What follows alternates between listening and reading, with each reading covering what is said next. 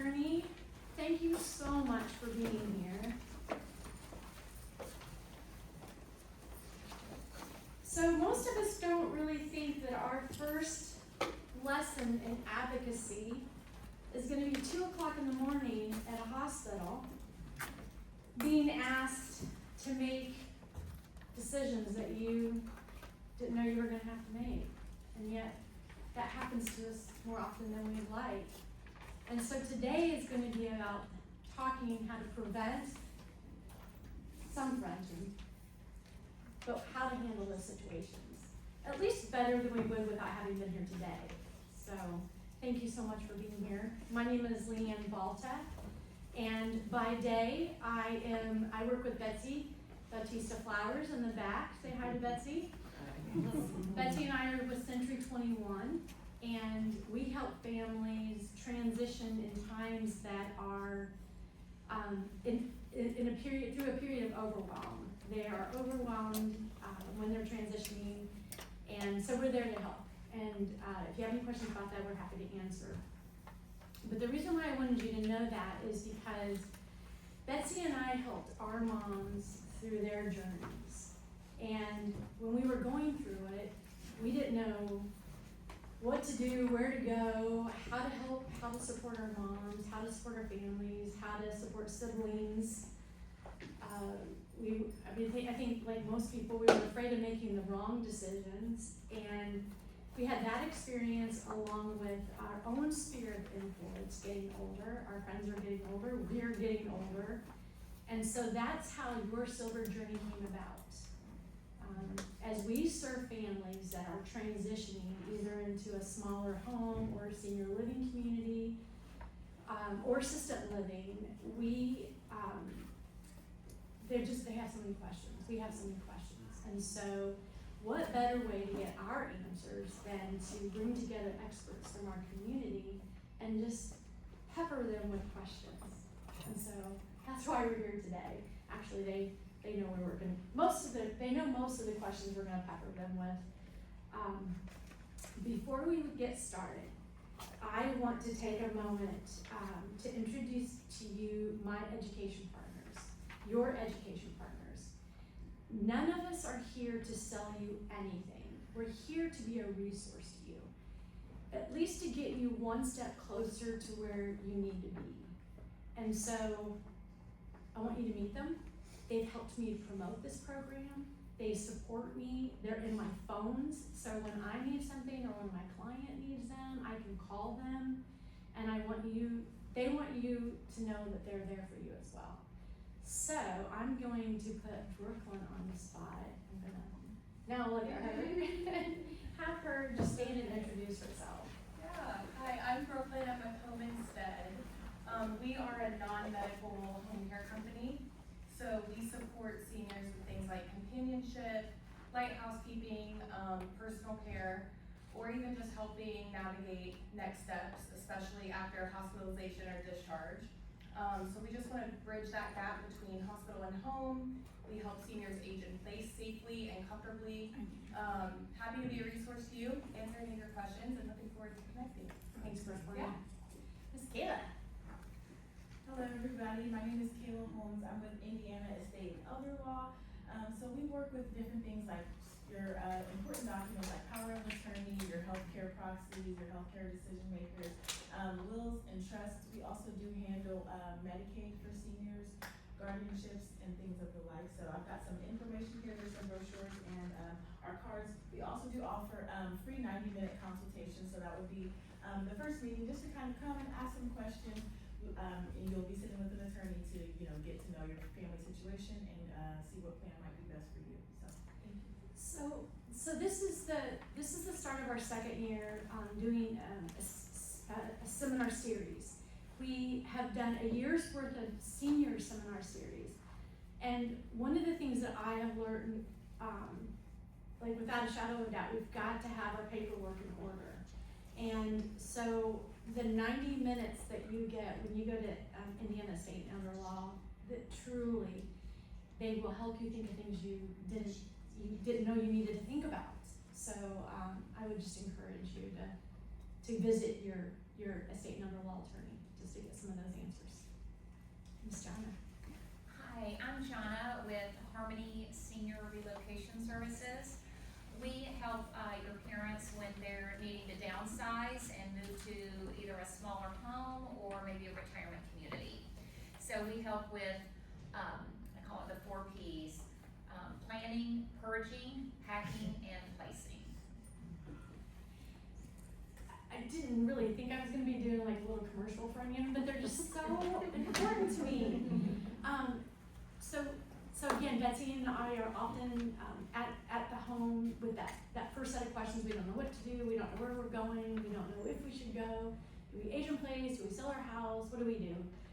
And so without partners like these, like I wouldn't know actually how to navigate them through this process. So Jana is an amazing resource, and she is the one that you want loving on your mom and dad when it's time.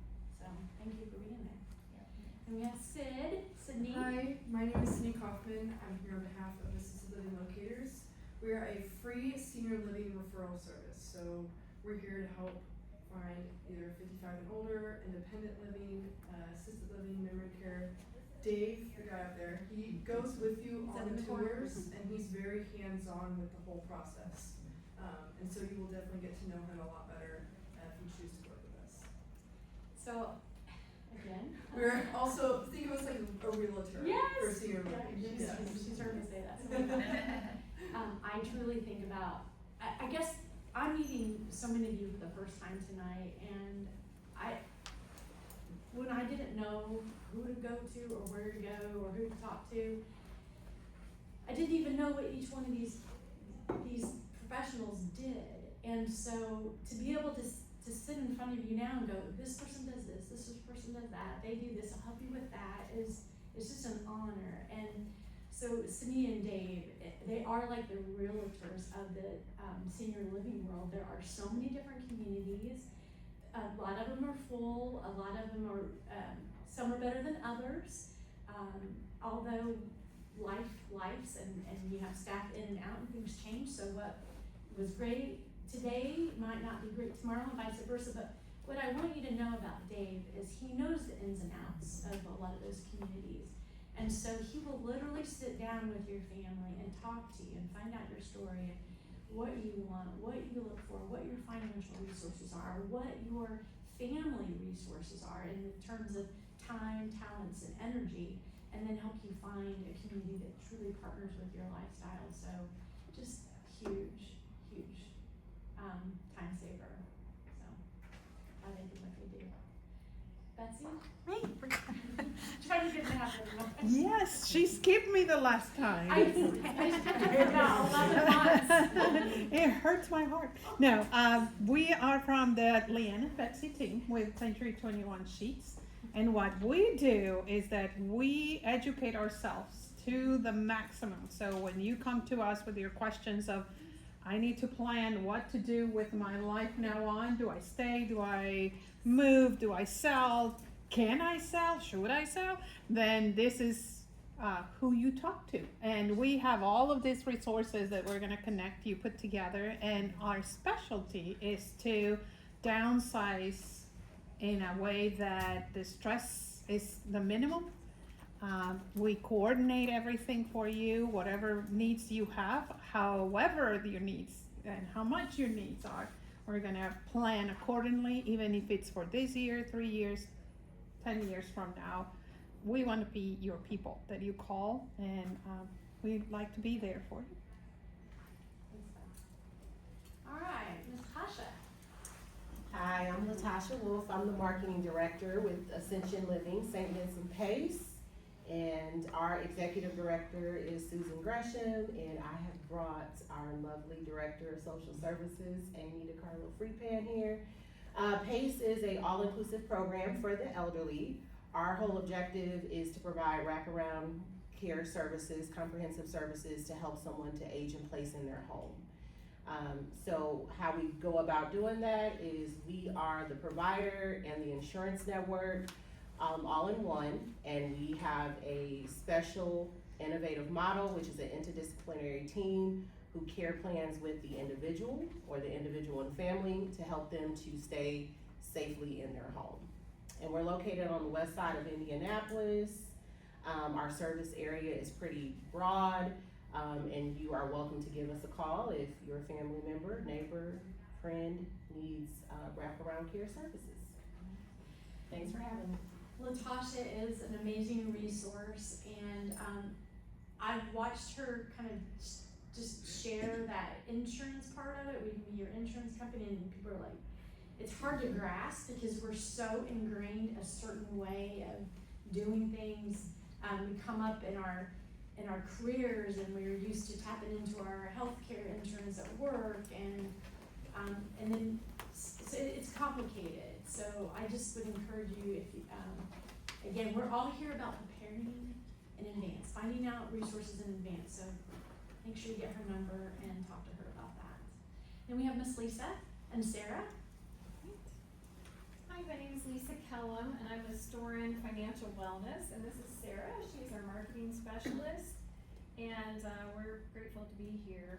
So, as you all mentioned, planning ahead is really important. I just want to mention we do a family binder workshop. I was thinking about that when you were mentioning it earlier, that kind of supplements what the Indiana Estate and Elder Law does. We are not attorneys, but we will help people plan and provide a binder on to put everything in. Kind of guide you through what you need to do for your planning. So it's a free workshop that we offer. What we do, we're fiduciaries, and so we get calls a lot of times from adult children who need help with their aging parents because they're working full time, or they want to maintain a familial relationship and not a business relationship with their parents who need help. So we will help with bill pay, mail management, organizing. Taxes haven't been done. We help pull all this stuff together to organize and prepare for taxes to get that caught up. So we also serve as power of attorney. Sometimes the adult or the parents don't necessarily want the kids in that role for the same reason. Maybe they don't want them to know what they need help with. Or again, they want to have a family relationship and not necessarily doing business every time the family members come over. Some of our clients don't have children as well, so we would serve in that capacity.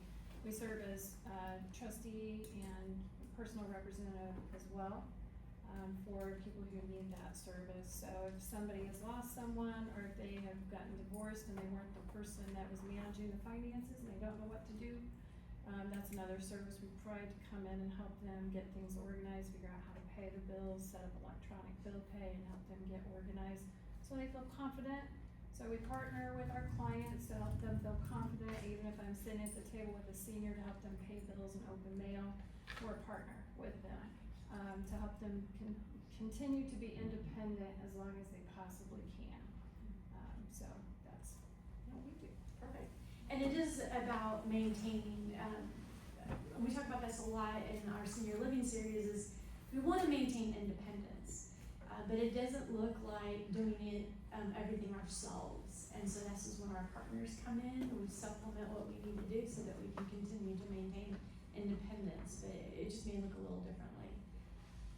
So thank you to my partners. Again, that was just to let you know a little bit about what the resources that are available to you when you need them. I want to introduce you to our panelists, but first I'm going to do a little housekeeping. The restroom is out this door. It's a quick left and a long right into the restroom.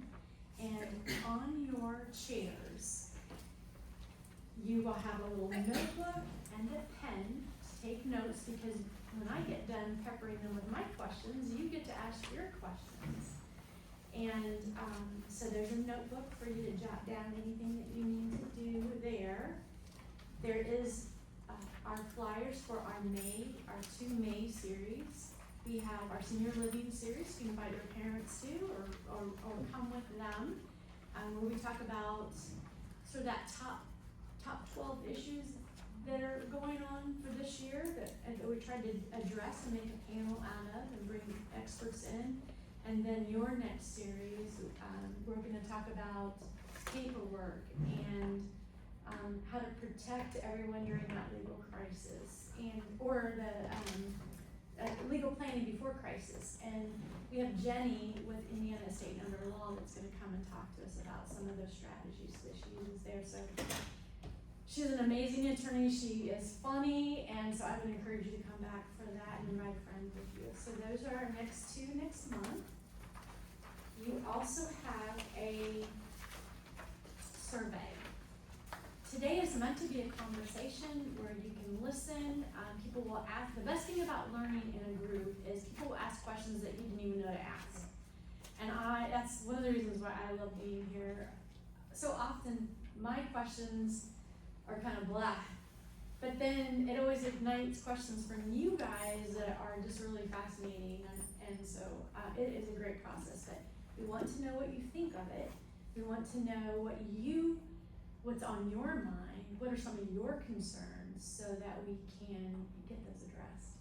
We want to know what you thought of this format, and we also want you to know that we do not do anything with your telephone numbers. My education partners don't even have your information. Your information is in my computer so that I can just remind you of when the next seminar is. So if you want to talk to anyone, if you'd like for them to call you, you would need to actually jot that down on your notes, on your feedback forms. And then you should be able to register for the next seminar on here, and I will do that for you, except sometimes they stay in my book bag. But please do, if you want to register for the next seminar, you can do that on this one as well. You have some notes from Dr. Henderson, and but you're not to look at them, but they're there for you to take a call. All right, so is everybody okay? That was a lot. I would like to introduce you to our panelists, and actually I'm gonna let them introduce you because they work so hard to be where they're at, and it's always like a joy to get to know them. So, Dr. Henderson, Mr. Terry. Dr. Terry is Dr. a Terry. lot of my patients go. That's awesome. I'm a retired, almost retired, not quite, family physician here in the city. I did my training at St. Bede's before it was Ascension. Did my residency there in family medicine, and then went out and practiced on my own initially. And over by several years of, already on my water, several years of practice, I did solo practice for about half the time, and with a group and the other part. I was trained in family medicine, which is internal medicine plus pediatrics plus obstetrics. I delivered babies for 17 years. At the front end of my practice, at the tail end of my practice, I became a geriatrician. I went to 3 or 4 nursing homes, saw people there, and I even helped a few families go through hospice. So I got pretty involved with my patients, and in family medicine, your patients become your friends. Most enlist, except for the ones that don't want to be. But it's amazing how close you get to your patients, and I've attended several funerals, I've been to several weddings, even danced at one girl's wedding that I delivered, at her reception. I went to that, and that was fun. I took care of grandma and grandpa too, and the whole schmear. But anyway, at the end, I've done a lot of family medicine too, geriatrics too. I think someone introduced you as a doctor that had really good information for their senior parents, or their senior clients. So I just wanted you to know that your reputation precedes in that area. And met the Healy's for coffee, and they had lots of great things to say about you as well. I will say the same about them. Yeah. They'll be here next month. That's what I So heard. come back here. Thank you so much for being here. I appreciate you. LaShawn. Hi everyone, my name is LaShawn King, and I am the marketing director, mom, everything of Graceful Aging Home Care. So Graceful Aging is actually my daughter's company. My daughter, doctor, was going to be a doctor, and she was already getting ready to go to medical school, called me up Mom, I don't wanna do this. And so, of course, thousands of dollars, years later, and I'm like, okay, you know, you suck it in and you're like, okay, kid, what is it that you wanna do? And so she said, I wanted to work with seniors, I wanted to do something still in healthcare. And Graceful Aging was kind of born. My daughter actually lives in DC, but the company is here. And so we are the boots on the ground, so we kind of navigate all of that here for her. And I am just, you know, one of those bragging parents, I'm gonna say it, and I'm just like so super proud of this kid and what she's accomplished. Graceful Aging has been in business 7 years now. And just to see the empathy, the care, the time that she puts into to each and every one of our clients, you know, to make sure that someone's coming to that door when they need the help, so, very proud. Doesn't your other daughter there? So let me back up, I have 4 daughters, so all 4 of them work for Graceful Aging. My son, we haven't recruited him yet, but, but I think he just doesn't wanna be with his sisters all the time, right? But he'll be there eventually. Thank you. Hi, Miss Amy. I'm Amy. I am a master's level social worker. I'm also a licensed clinical social worker. I just helped my in-laws move to Brownsburg last June. So my husband and I take care of them. We also have a high schooler and middle schooler, so we've got older kids and parents to take care of. I've been a social worker for 25 years. I worked at the hospital for 14. I worked at the Alzheimer's Association before that. And then I've been with PACE for 3.5 years. Can't remember. So I started my social work career with older adults and I'm back in it. So I'm excited to talk to all of you. Thank you for being here. I know your schedule's pretty busy. It's okay. And not only that, but we try to connect a couple of weeks before this event, just to sort of get to know each other at least a little bit. And so their commitment to just being here for you and preparing for your questions today is something really special. So I'm really grateful. And I do wanna say, I'm just so proud of all you guys in this room. Good for you. I mean, I'm not kidding. Just, you know, good for you. Yeah. Good for you. It's something that people, and we talk about it, like wouldn't it be great if, and it is something like you don't know. People want the information, but would they carve out time for it? And so we are very grateful for you to be here, and we hope today is worth your while. I had a question for Dr. Henderson or Dr. Terry. His question was to be, when an older adult is hospitalized suddenly, what is the medical team actually evaluating in the first 24 hours that families may not realize? So when they go into the hospital, what is what's the hospital looking for in that first 24 hours? So I asked Dr. Terry that, and he was like, well, wait a minute. What about the crisis itself? What about what's happening at home before they get to the hospital? And so he suggested that he spend a little bit of time educating us on that particular moment during the actual crisis can make a difference in what happens at the hospital, in the preparation to get to the hospital, and then what happens. So tell us what we need to know about that, and thank you so much for. Well, since you have a handout, you can pretty well read what happened. If I forget something, just tell me. First off, people go through their lives day to day, and everybody has commitments, everybody is busy and on, and you don't think about what if something really bad happens, and when it happens quickly, and your world is totally turned upside down. I've had 2 family members that I lived through that, and one made it and one didn't.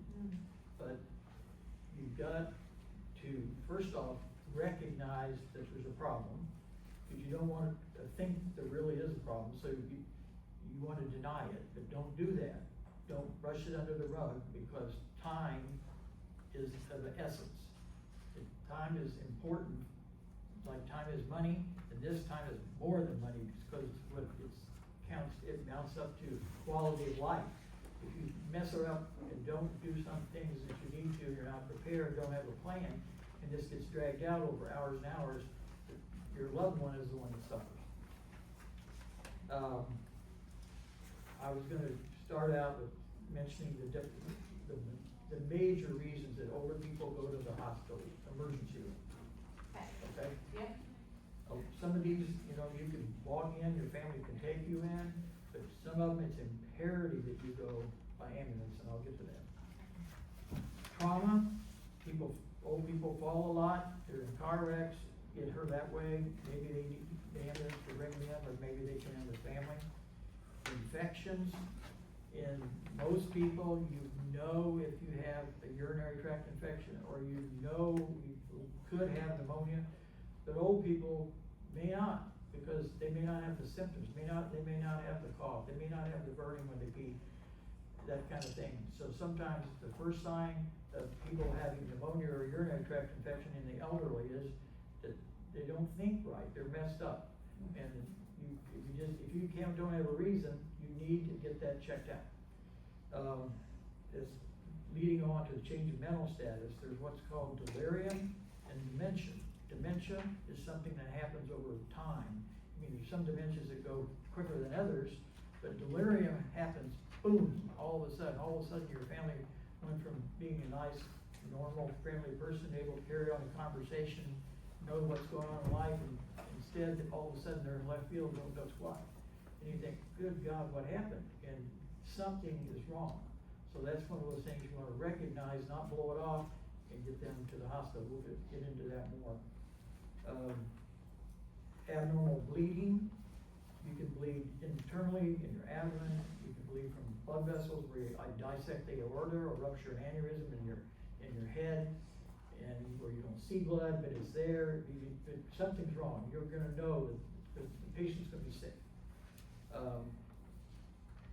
Loss of consciousness, if you come upon your loved one and they're not responding to you, they're laying on the couch or in their easy chair, they don't answer your questions, you go up to them and you can tell that they're breathing, because you can see their chest move, or you can hear them breathe or feel.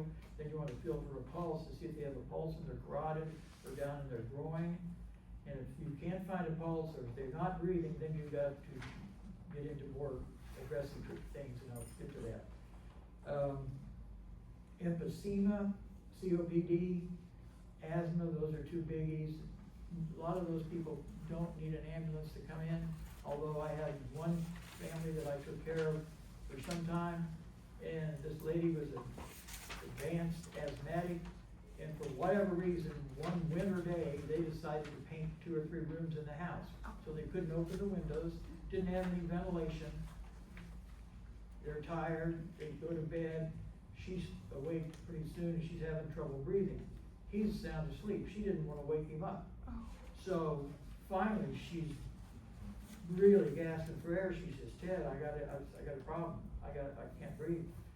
Instead of calling 911, he decides he can take her to the hospital. So he's driving her from Speedway around the loop 465 to get to St. Vincent's.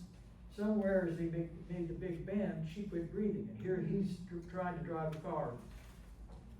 But into the story is she was too late. She got resuscitated in ICU and finally had to pull the plug. All because he made a bad choice and didn't call the ambulance. The last 2 things on the list are cerebrovascular accident or stroke, and myocardial infarctions or a heart attack. And I'm gonna talk about those if I can have a few minutes to do that. Please, Whenever I need to shut up, just tell me. Symptoms of a heart attack can vary quite a lot from men to women. Men get the typical crushing pain, elephant standing on their chest, heaviness, squeezing. When the residents, I teach part-time still, when the resident said, well, he doesn't have any chest pain. And I said, did you ask him if he has chest discomfort? which is a whole different ballgame. Because pain, people think it's something horrible, oppressive, but discomfort is there's something there, but maybe out of the ordinary, but not devastating. But if this is a new discomfort and it lasts for over 5 minutes, you gotta be aware that it might be something else. Women, back to men first, lots of times they're gonna have symptoms where they have pain radiate to their arm or their jaw or their teeth or their neck. I had one man, he never had chest pain one time. All his pain was in his back, between his shoulder blades. And he had the worst coronary disease of any patient I ever had. Died on the table down at Methodist. It was in his back. Pardon? It was in his back. That's the only place he had pain. Never had it anyplace else, so it got blown off too long. Fortunately not by me, but somebody else, but the result was bad. Women, on the other hand, may not have chest pain at all. They may have some heartburn or indigestion, they call it. They may feel lightheaded, they might feel dizzy, they might be short of breath just while they're sitting there. But the biggest one that, from kind of doing some research before doing this, is 70% of women that have a heart attack, their one symptom they've had is they're just exhausted. Feel like they just did a whole day's worth of cleaning floors and everything and hadn't done much at all. So, but didn't know to blame that on their heart. So women, you gotta be careful. That's kind of scary because I'm always exhausted.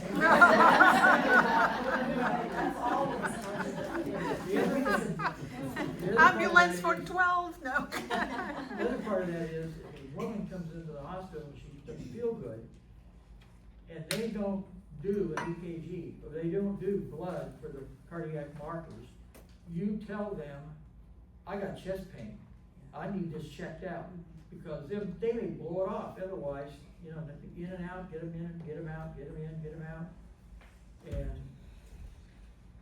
don't let them discharge until you know your heart's okay, even if you didn't have the classic symptoms. The first hour of symptoms is called the golden hour, because that is when you can make things happen to save yourself and maybe not have any bad results out of a heart attack, or at least minimal results. If you can be diagnosed early, get to the hospital, you get there, they can find out if you're having a heart attack, they can go in and do an angioplasty if they have to. Worst case scenario, they take you to the cath lab, put in a stent, but they can save your life. But you gotta be there. Don't screw around having somebody drive you to the emergency room and then think you're gonna sit out and wait in the waiting room, because you'll sit out there for 4 hours and die. If you got a problem, you need to call the ambulance. Call them, and while you're calling them, you wanna have it on a cell phone, which everybody has, put it on speaker so you got lay it by the patient. So if your loved one's on the couch or wherever they are, put the phone there, and then you can talk to the medics as they're telling you, because they may want more information. They can, once they get there, they can administer nitroglycerin, oxygen, some IV things that they would be in contact with the ER docs, and like you get started on medication before you even get there, and they will be waiting for you, and you do not go through the waiting room. You don't come in the basement. I've been there. They brought me in before. And they bring you to the basement, you get on the elevator, they shoot you right up to the center of where all the action is and where all the docs are. You don't get messed over. You're important. So you want to do that. If the medics don't get there in time, or the patient loses consciousness, then you, like I said, you want to see if they feel a pulse in your neck or carotid pulse or down in your groin. If there's no pulse there and they're not breathing, then you want to have the patient on the floor, not in a bed, not on a couch, not in a easy chair. You want them on a flat surface that's firm. How many of you have taken a CPR class? Okay. That's good. It is good. And if you haven't had one in a while, just go ahead and refresh that, because what he's saying now is gonna be helpful. I wrote, since you all have this, I'm not gonna read it. This is just a summary that I put together from from my experience and things I've done. And this tells you how to do CPR, and even if you've never done it, at least read it, so you can do this, anybody can do that unless they're so disabled they can't do it. But the main thing that's different and new, they used to have, you wanted to get them breathing first. Don't mess with that. Go right to your percussion right away. Yeah, impressions. I had to resuscitate somebody at the 500-mile race. My son's sitting there and says, "Dad, I think they need you down there." And I go down there and I said I was a doctor, this guy was passed out, no pulse, no nothing. So I put him on the bleacher seat instead of the floor part in the Northwest Vista, started doing CPR, went that long, and he started moving around. First thing he did, puked. So I flipped his head to the side, wiped the puke away, and then he started breathing, and then he had to have a seizure. Fortunately, the medics got up there then, and I said, "Sure, guy." Yes. So, let me see. Dr. Terry, tell us, you said there's some reasons to call the ambulance and some you don't have to call. Well, if you have somebody, you think you sprained their ankle, or hurt their shoulder, or something that's not life-threatening, or they've got a sore throat, or, simple stuff. Right. Stuff that you're prepared to wait in the emergency room, waiting room for 4 hours, then if you don't mind doing that, then go there. Okay. And there's a triage nurse that's supposed to do like they do in MASH to figure out who's got the worst things and take them first, but sometimes it does work and sometimes it doesn't work, so. But obvious things, strokes, heart attacks, if you think somebody could be septic where they have infection in the bloodstream, or they're not acting right, the number one thing about somebody that has, I'm always blanking that word,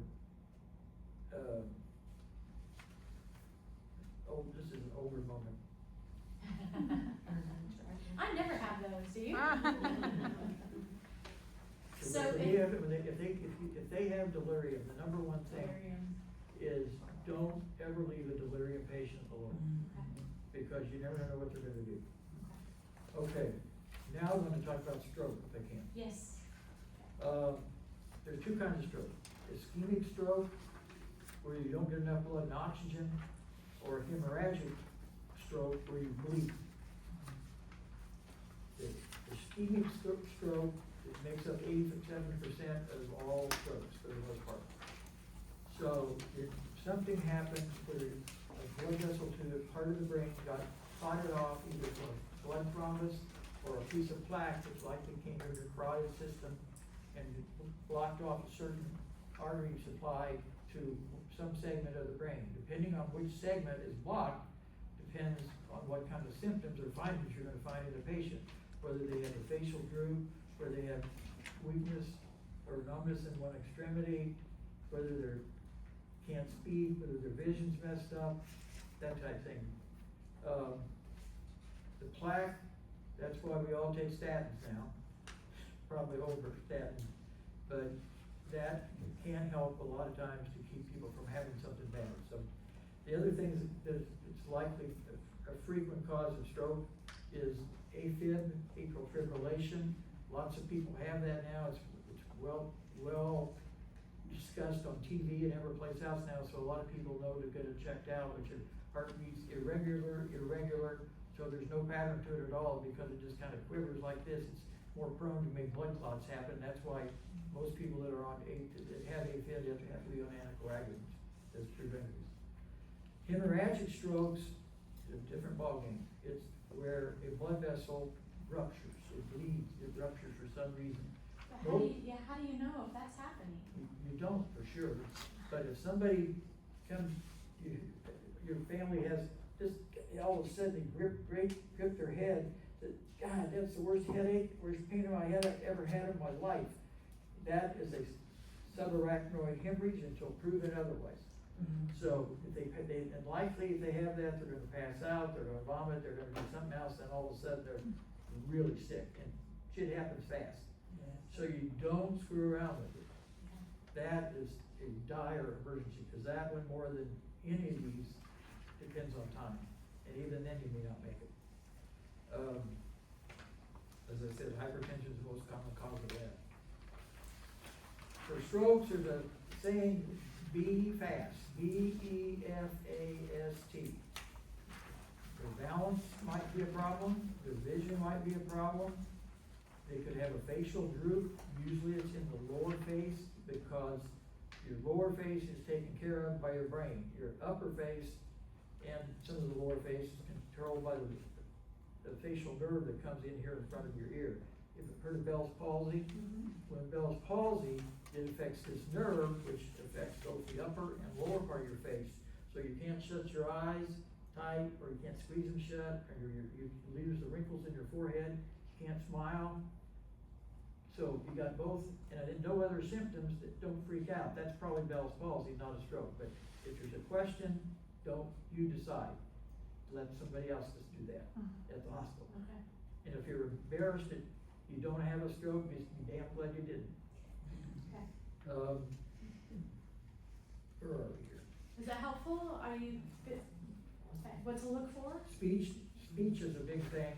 A lot of times people start slurring their speech or can't say anything at all. And the last one, the T, is time to call 911.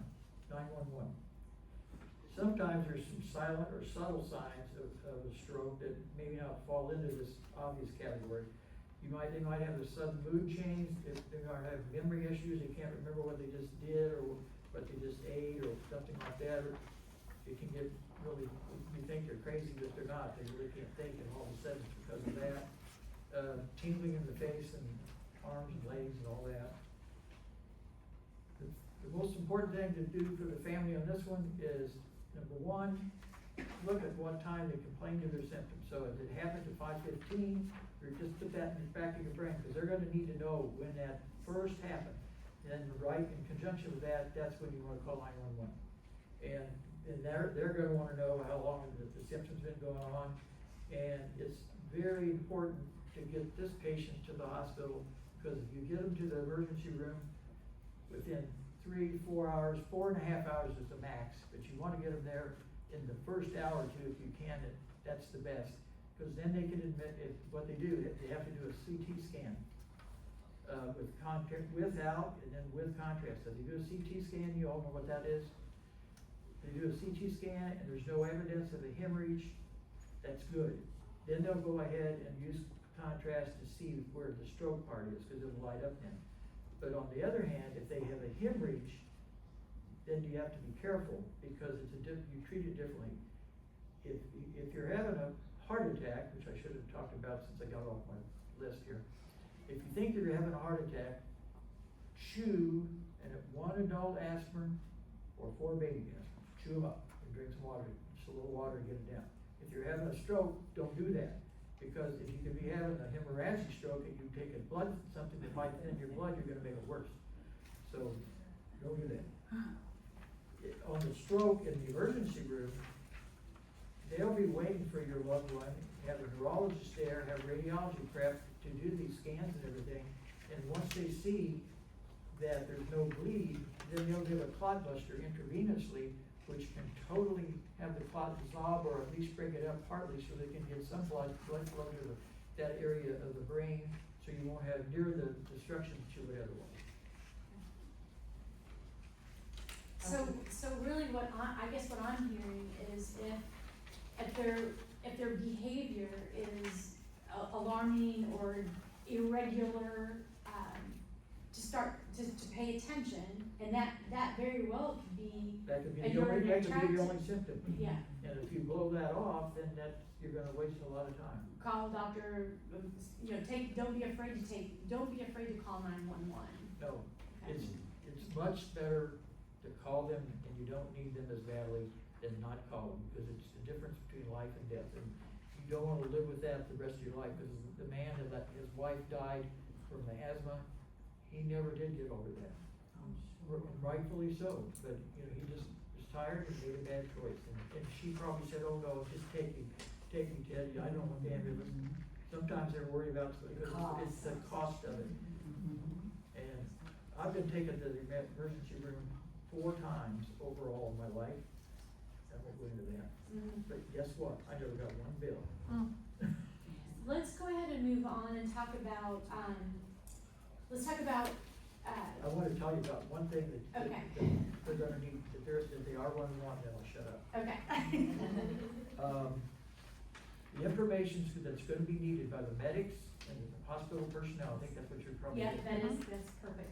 Number one, does the patient have a medical directive, something that's put together by an attorney that says they want this, or they don't want this, or they don't want that? They need to have a durable power of attorney, someone that can make a decision when they can't. And hopefully you can get a hold of that person. But if the patient can't tell you, then this is who it should come from. And I'd like to know how many of you know who that is for your loved one? Okay. If you don't know, that's a very good question to find out when you leave here. The other thing you wanna know, if they don't wanna be resuscitated, DNR. And do you know that about your loved one? That's very important, because some people, if it happens, it happens, they don't want to have any artificial means of anything. On the other hand, some people are fine with going ahead and doing the code, when you try to resuscitate people, by doing CPR, by putting an endotracheal tube in, by giving medication, shocking their heart if they have to, and different people want different things, there's different levels of things. You can specify right down to the limit what it is, but you need to know, somebody needs to know that. Drug allergies, medication list that you're on, statement of patient's general health, who their primary care doctor is, if they're going to a specialist, and a list of people that need to be notified. I'm done. Perfect. No, that was great. Thank you for that. I needed that. Lynn, did you? You can go online and find the forms for, healthcare representatives. It's only like a 1 or 2 pager, and what's called a post form, which lists all the different kind of resuscitative measures, CPR, intubation, artificial nutrition. And you can change your mind. You just want your physician, your family, everyone to have the To know. most current Yes. information. But I didn't, Thank you. Right. Just real quick, Dr. Cherry, can you tell us what they're looking for at the hospital within that first, 24 hours? What are they looking for? with which problem? Well, in general, I guess they're wanting to make sure there's not been a bleed and that the heart is working okay. They're gonna check the things first, you know, the main things. They're gonna check your heart, your lungs, how you're thinking mentally, to be sure you're not bleeding, to be sure you're being shot. I mean, some people may come in with a bullet, if they don't, somebody doesn't tell them, and they're not bleeding externally, they may not even know that. So you have to know what was found at the site, at the scene where it has happened. Like sometimes when the ambulance comes, the ambulance people have to, the medics, they gotta be sure there's not still a shooter there. Cause if there's a shooter, they could get shot. You know all the craziness goes on in this world now. You're never safe anywhere. Okay. Thank you for that. I mean, there's a difference coming into the emergency room with poison ivy versus a heart attack. Yes, yes.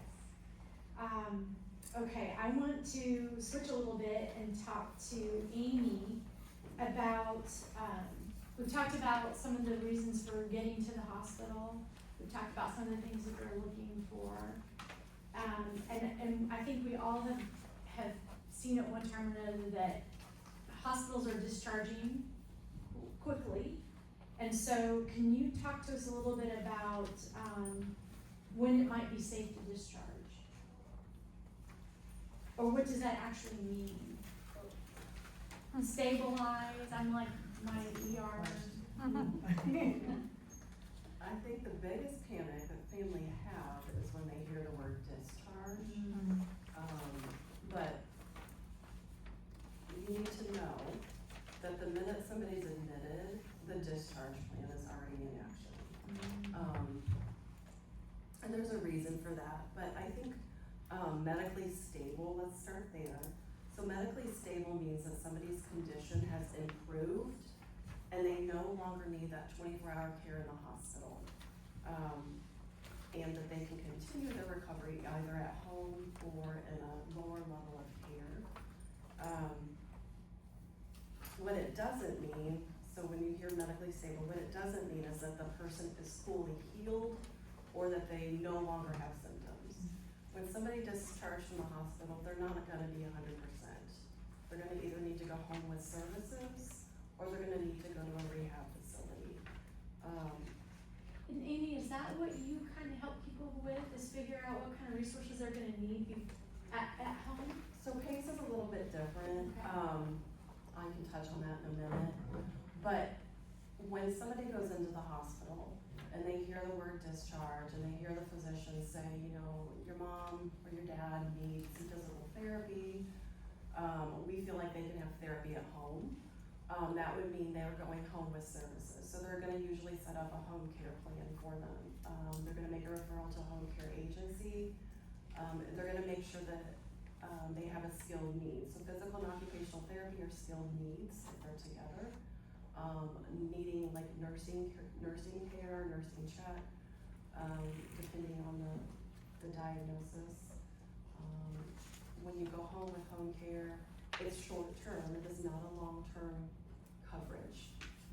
It's typically covered by Medicare, or Medicaid, depending on what your insurance is. And so then you do as the adult children of an aging parent, you do wanna know what their benefits are before Right. crisis. And it's gotten so complicated too, there's traditional Medicare, Medicare A and B, there's Medicare Advantage plans, there's Medicaid only, there's Medicaid, HMOs, so it's really important for you as the adult child to know what your parent or family member has. Because they have choices and they've elected some different Mhm. things, and so not everybody has all of the same benefits. Right, so like my mother-in-law has traditional Medicare, A and B with a supplement, my father-in-law has a Medicare Advantage plan.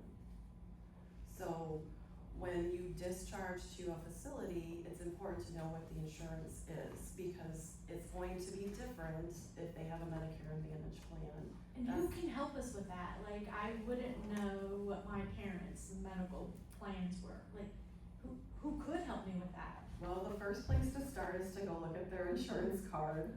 If they have a red, white, and blue card, that's your Medicare card. If they've got something that says Humana or United Healthcare or Anthem on it, those are typically Medicare Advantage plans. If your parent is on Medicaid, they're gonna have a blue card, that says Hoosier Healthwise. So those are all, they all have different, they're all similar, but they all have different criteria, for discharge or for whether or not somebody qualifies for skilled nursing care or home care with services. Did I answer that? That's good, yeah, yes. I guess I wanted, I mean, it's impossible to have all the answers, but again, we talked already about knowing, what the wishes are of your family, what are those advanced directives? And then you wanna know what kind of insurance and what options are, so those are some So homework I mean, pieces. I can share a personal example. My father-in-law, I think that's turned off. Can you hear her? My father-in-law fell and broke his hip. He had a Medicare Advantage plan. And so I was kind of talking things through with my mother-in-law, because of course they lived in South Bend at the time. And I had her, ask the social worker how many days he qualifies for. What will therapy look like at the nursing home? What are your cost responsibilities? Because with an Advantage plan, it's a private insurance. It's just, you have Medicare through a private insurance basically. So you're gonna have co-pays, you're gonna have out-of-pockets. So I was kind of talking through her to find out what her costs were gonna be. They had to go through an entire authorization process, and then he had to be recertified. So knowing upfront what you have is going to kind of take some of that stress off when the accident does happen, because somebody is gonna fall and break their hip. It's just gonna happen. Yeah, it's planning for when it happens. Good, thank you for that. So you talked a little bit about what families should clarify, understanding what their insurance is, and then let's ask LaShawn a question. Sure. What are the 3 most important questions adult children should ask before consenting to a procedure or some sort of treatment. Gotcha. What do you think? So, very first thing is, what is the goal of this treatment and how will it improve the quality of life, right? That's the very first thing that I would ask, right, Dr. Terry?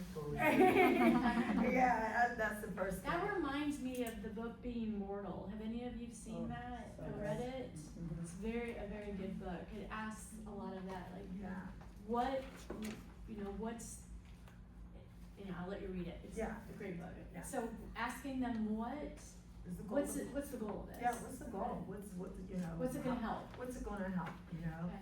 And because unfortunately, sometimes some procedures is just, doesn't improve our quality of life, right? It'll, keep us, based on, but it doesn't, necessarily, but that's what we would want, right? Yeah.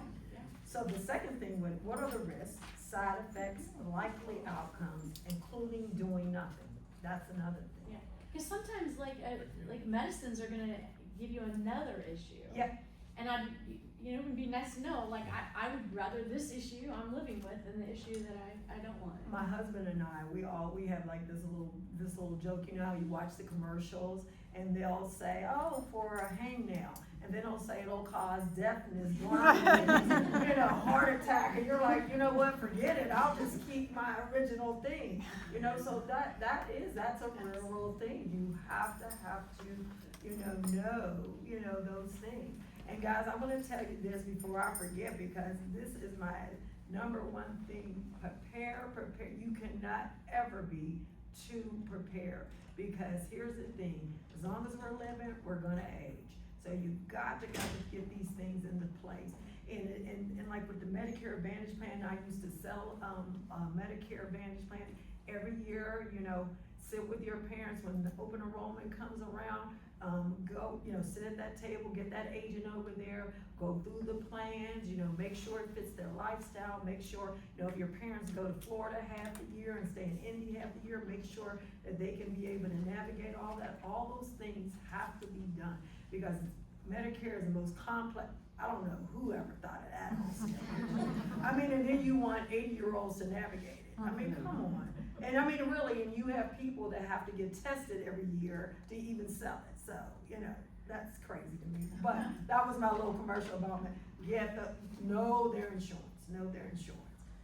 And then the last thing to your question, Leanne, are there any alternative options, including anything that's less invasive, comfort-focused care, something that, maybe won't be as bad, right? It's not surgery, or, something, maybe I can take something holistic, other than the surgery.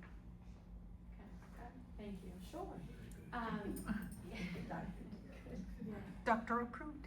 Dr. Cruz. Dr. Cruz. Yeah. There's so many questions that I still have, but I actually think that I wanna open it up to our guests, because it's time for them to be able to ask you Yes. questions. So, we'd like to hear from you. Yes, Mary? I have a question for Dr. Terry. Going back to having the documents in place before when you go to the ER, the advanced directives, power of attorney, DNR, what happens if you don't? What if your parent is unconscious and you either don't know if they have it or they don't have it at all? Will the physicians talk to you or anything? I'm sure each circumstance is individual. I would think that in the ED, in emergency room, they're gonna have a lot of people like that aren't gonna have the information. So somebody has to make a decision, and it may have to be the person that came with them, or at least the closest relative they can talk to, even if it's calling them on the telephone. They gotta have somebody's approval if they can get it. If there's nobody there at all, they're gonna just do what they need to do, and that's the way it is, and that's their job. So they will allow that They're family. not gonna let you There's lie a there and hierarchy, die. there's a law. There's an Indiana healthcare law Yeah. where, they actually have a hierarchy of people that they would speak to. If it's your parent and you're the adult child, they will default to you. The issue comes in when you've got multiple siblings that disagree. So that's why it's really important to get those healthcare. And Leanne, there's a really good website that I forgot to bring with me, but can I share it with you and then you Yes. can share it with the group? We'll do a brief recap of today, and that would be great to send out with them. But there is a hierarchy of who can make those decisions. You can look it up online. Yes, there's also the website, and it's escaped Don't my think brain about right it. now, but it's really good, where you can go through with your parent. It asks you a lot of questions, and it's just the way it's set up is really easy and thorough, and when you're done with the document, you have all your documents in place, and it's free. Do you have to bring that power of attorney with you to the ER to prove that you are that person? You don't have to, but I mean, I keep a scanned copy in my notes on my phone. Okay. The other thing I always tell people is to keep a list of your medications printed out on your refrigerator and in the glove compartment of your car. Those are two ways to make sure that you can just quickly grab that information and go. It's also good to have your documents on file with the hospital that you have had. Yeah, in your system. In your primary care. It is, the We don't hospital's ask lost you. my power of attorney from my family member, but, it's always good just to bring a fresh copy. Yeah, that's good. I like that we can now keep those things in our phones, or at least access to a drive on our phones. Yes. One discussion we've had in our family is thinking of the power of attorney as the point person. So, you know, my husband has 2 sisters, we got married later in life, he's like, well, you're it, but I don't know that I want you to pull the plug. I said, well, I would talk to your sisters, and if they really wanted you to stay alive on machines, okay, but the hospital needs one person who's giving the information from the whole family. Yeah. Pulling the plug is also called transitioning care. So you're not like, I mean. Yeah. No, that was his phrase out. Transitioning care. Transitioning to Stop pulling the celestial. plug. Good. Thank you for that question, Mary. I thought my son was gonna pull the plug because he's gonna be using it for charging his phone. Teenagers. For sure. Other questions? Yes, thank you, Jane. Along with having a list of medications,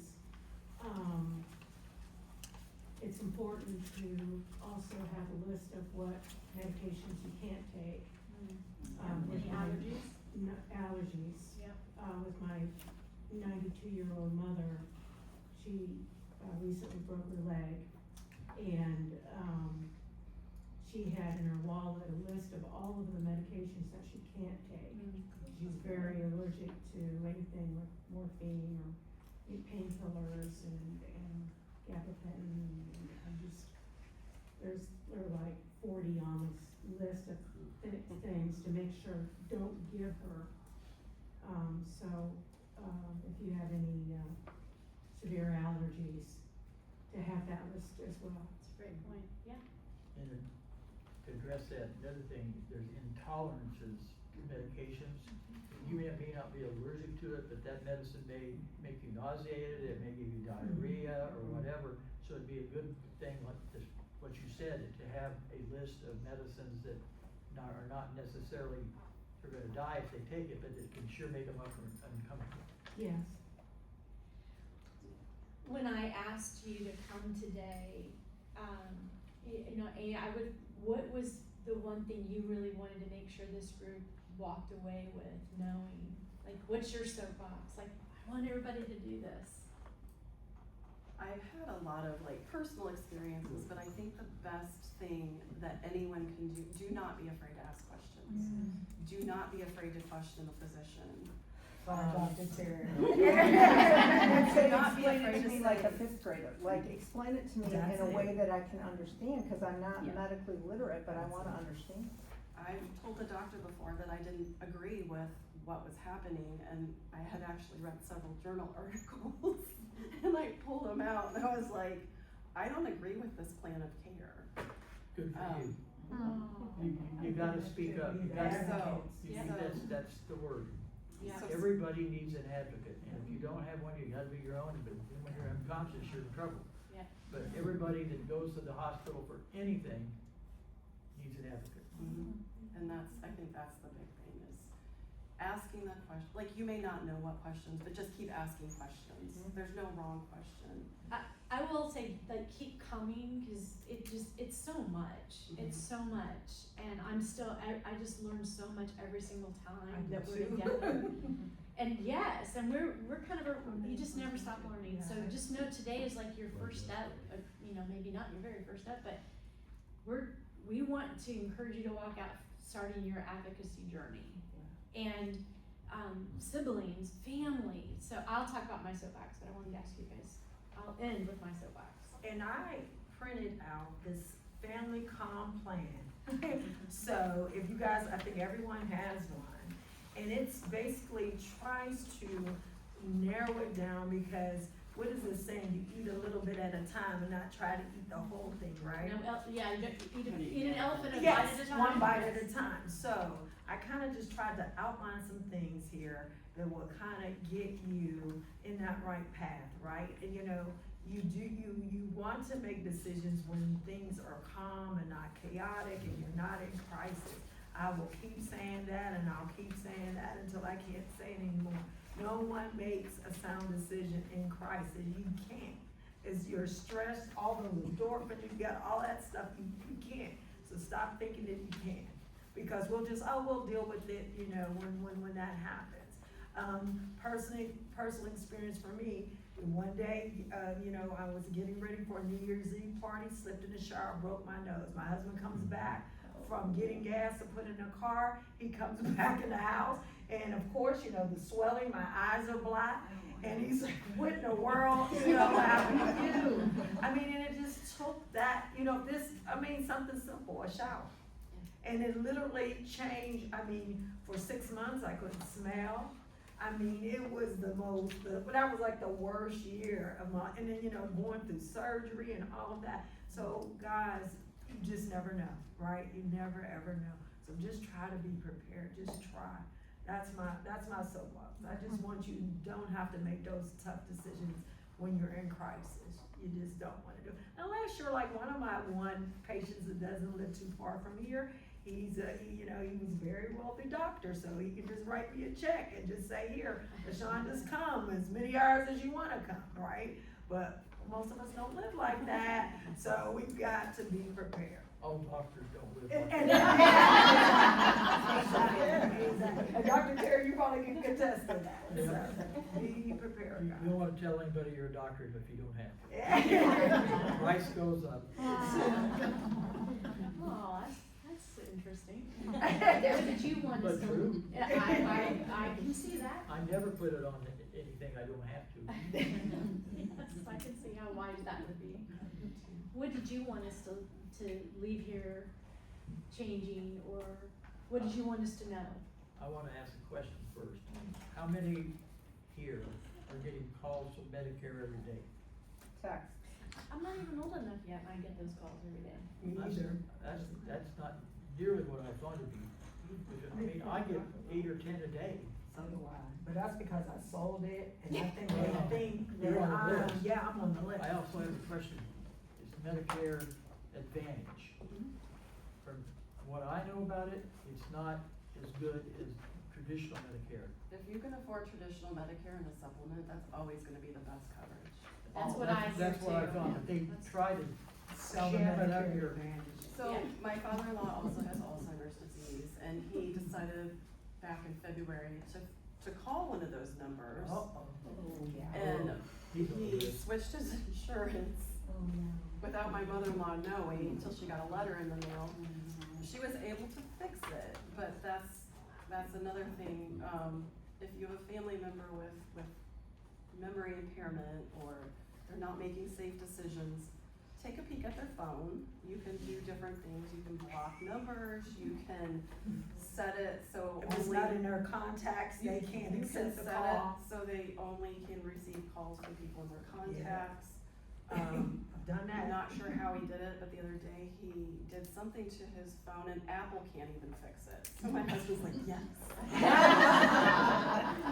We're gonna get him an iPad.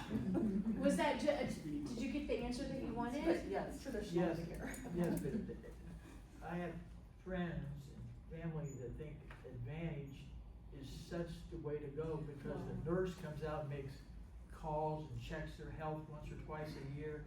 And the way I understand Advantage, it's an advantage if you don't get sick. Exactly. If you get sick with Based- something really bad, you're hosed. The actuary numbers are based on ages 65 to 75, and so then it's cheap. But then now you turn 75 and you need heart surgery, fall and break your hip, your services are much more limited than you would hope. And if you sit down and do the math too, with your Medicare B premium that you would pay every month, in addition to, like a Medicare supplement, so if you combine those two costs and multiply it by 12, that cost is typically less than your out-of-pocket would be with a Medicare Advantage plan. Okay. The same thing with the drug plans too, because you have to have a separate drug plan, and so you have to put in the drugs you use or your parent uses to see what plan is gonna be best. But we have our United for supplemental, but I have Aetna, and my husband has something else for his meds, Depending on because we medicines take he different takes. meds. Yes. And I never reached the second tier threshold, so then it's like, well, I'm paying $62 a month, but over the year, I only spend $600, but should I need something crazy, then I'm protected, so. But guys, I will say this, when I was selling Medicare, it was the midst of COVID. And when I tell you, they literally were giving away almost free cars. It was like great when it was there, and then now I looked at them now, I was like, oh my goodness, there's nothing.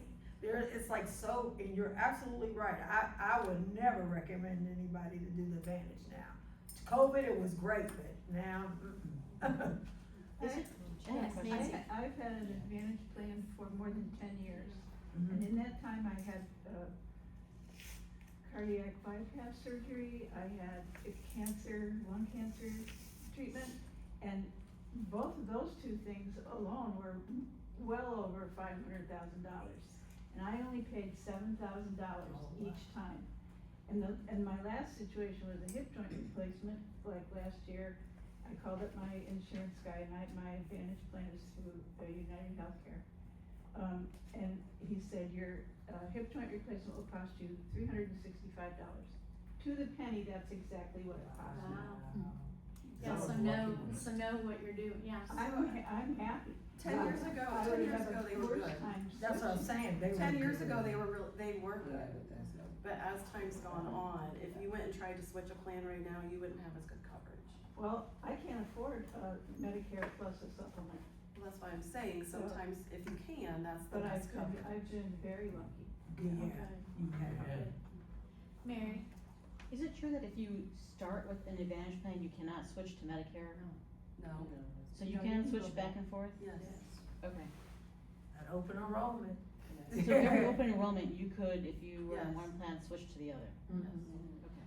So every year you could choose. That's why you get your plan It's twice a reviewed year. every year, yeah.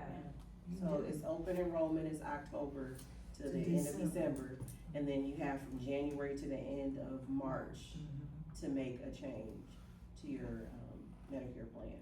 That's for the Advantage plans and supplemental plans, January to the end of March. Would it be fair to say that we should check with our medical experts rather than our insurance salespeople when we're? No, cause they It don't, just know. If you depends. ask somebody like your nurse or your doctor, how much is this gonna They cost me, don't they don't know. I worked in transplant for 15 years, and part of my job as a social worker was to know insurance, because dialysis and transplant have its own caveat of Medicare. Okay. So that's where my background has come from, just working with people in. So again, just asking a lot of questions, maybe multiple sources, Lisa? At Storen, which is right down the road, if you guys aren't familiar with where it is, we have a Medicare specialist there. There's no cost to come in and meet with her, and she'll go through all the plans and help you decide which plan is best for you. Let's take Tricia? Is it Yeah. Tricia? So Tricia can maybe come in with her parent and your expert would look over what their plan is Yes. and Yes, her name's Ruth Hoffman. Okay. But if you were to call Storn, if you guys are interested, and pick up a card Yeah. or a pamphlet, and just call Storn's main number Okay. and ask for an appointment with the Medicare specialist. Someone without an agenda. Yes. Nice. Yes. Yeah. And how about Medicare A, B, C, D, plan G? What's a G mean? See? T Go. is, Let it go. that has to do with, dialysis and transplant. That's the plan is good or not? To have a T? No. G. Oh, a Plan C. G. Oh, yeah, that's G, the no advantage C. plan. Look the girl. C is for advantage plans. Medicare C is advantage. G. G like a girl. G as a girl. A, B, C, D, F, G. I don't remember what G Within the is. supplemental plans, there's Plan A, B, I C. know, I don't remember what G is. Sorry. You would wanna check with This is good. Yeah, I guess I'd check with an expert. Who might she check with? Medicare.gov. Medicare.gov. Oh, okay. Or she can call the state health insurance plan, SHIP. SHIP, Rose, S-H-I-P. But it's G is supplemental plans. Okay. Yeah, so so it, like Amy was saying earlier, it just depends on if you have if you're trying to avoid medical costs, that's why a lot of people go with supplemental plans. So, yeah, but you could call the 1-800-MEDICARE and they would explain to you too. Yeah. Is supplement is Medigap? Medigap. Yes, it covers the gap that Medicare doesn't cover. Yeah, we could do a whole day workshop on that, right? Yes. Well, I just have a question. It's Dawn, right? Yes.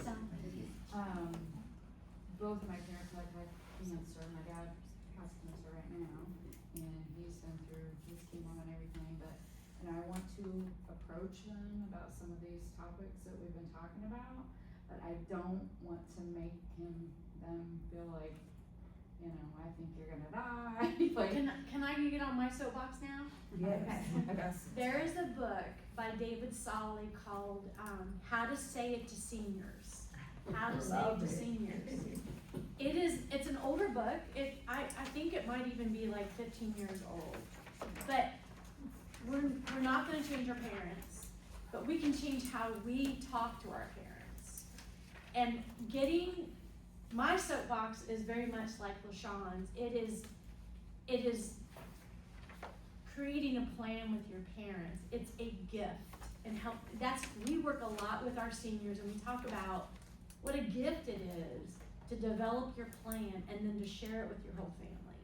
And talking about strategies like don't put all 4 kids in the same level because that's gonna create stress.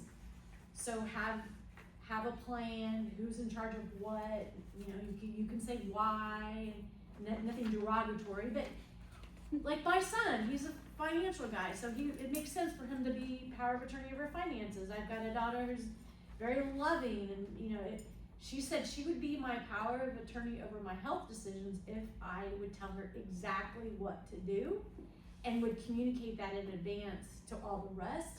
So the rest of the kids would know she wasn't just making those decisions. So my soapbox is having a plan, communicating a plan, but David Solly's book talks about this constant nagging loss of control. And some of us in this room may be already experiencing that. I know I am. Those little nagging sense of loss of control. For us that are getting older, it's a developmental stage. We know a lot about early childhood because of the World War II boomers being born. There's a lot of research and science came from early childhood development, stages of development, how to work with children in a positive way.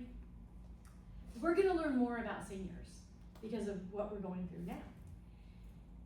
So what I love about David Solly's book on how to say it to seniors is he, even in his own experience with his own mom, talks about that developmental stage and how to speak to his mom to get the answers to problems, to develop a plan that everybody can work with in a way that lets her be in control. and lets her maintain that dignity and control. So I want us to start to think about, and I obviously don't have the answers, but I have a passion for helping our seniors, our children understand that it is a gift to have a plan. And it may not have all of the answers to it, but anything that we can do to reduce stress in the family, and it is we're all gonna be better off for that. So that in a sense is why we're here. And to answer this, and it's funny that you asked that question because I kinda had some notes about just that. The main thing that I would wanna say is to ask them, like, what matters most to you, you know, like, do you know, does it matter, do you wanna have a longevity, do you wanna have this type, you know, what's the quality of life you want? Ask those, you know, that's the questions that you really wanna ask. My dad just passed away like 2 weeks ago, and I remember like last year going to visit him, and he lived in Vegas, him and my mom, and I'm watching him, you know, he's aging and he's declining, and I see it, and I literally just had those questions with him. I was like, and I asked him, I was like, hey, what would you like your legacy to be? And I did, and he was open. And then I asked, I said, are you ready to transition? And he told me yes, he was ready. And so those are the kind of, guys, I'm going, not gonna cry, but those are the kind of questions that you want, and you wanna do it when they're still alert enough to share it with. Yes. And I just thought, like, the other day when we had his funeral, how lucky I was to be able to get that information. So, okay, I'm not gonna cry. Thank you. The other thing in David Solly's book talks about legacy and how I find myself even thinking about this. I think about my past. I think about my past mistakes. I think about how I could have done it differently. I'm reliving these things over and over, and at some point I'll start telling these stories. And so, in the book, David talks about the listen to those stories. They're saying things over and over and over again because they are trying to make peace with that legacy. We think about legacy as dollars, but they're thinking about how they're going to be remembered. And so I love that book. And the other book, The Being Mortal, his wish, and the dad in being mortal, or becoming mortal, he said, if I can't eat ice cream and watch a football game, and I might be fibbing on that, I might be twisting it. Two things he said. Yeah, there were two different patients. One wanted that. Yeah, he says, if I can't do that, then I don't want you taking any extraordinary measures to save my life. When it gets to, that's my point, that's my line in the sand, and knowing and having them think about what their line in the sand, you might think about what your line in the sand is. So most of us have kids in this room, and we might start thinking about having these conversations with our own kids. Leah, the website I wanna send you, and I apologize, I cannot for the life of me remember it. But in it, it does ask those questions, what matters most to them. Just the way it's laid out it's kind of like what you're asking, but it's like all written out for you, and you can kind of just sit down and go through it and fill it in. Is it 5 wishes? No, Or prepare for your it's not care. 5 wishes. Okay. It's- Prepare for your care. No. Okay. We'll get it. Those are good. Why don't you please email those things that can go out with our, they will go out with our information, good stuff. All right, I want to give you a moment to talk to each other, but more importantly, go and pick up education articles from our education partners, and please fill out your survey. Tell us what you thought of today, any questions that you still have, anything you want to see. We'd love that, and then hand that to Miss Beth, my friend Beth, who has graciously decided to help me with this. So please hand your surveys to Beth as you leave. Thank you. Thank you. Thank you.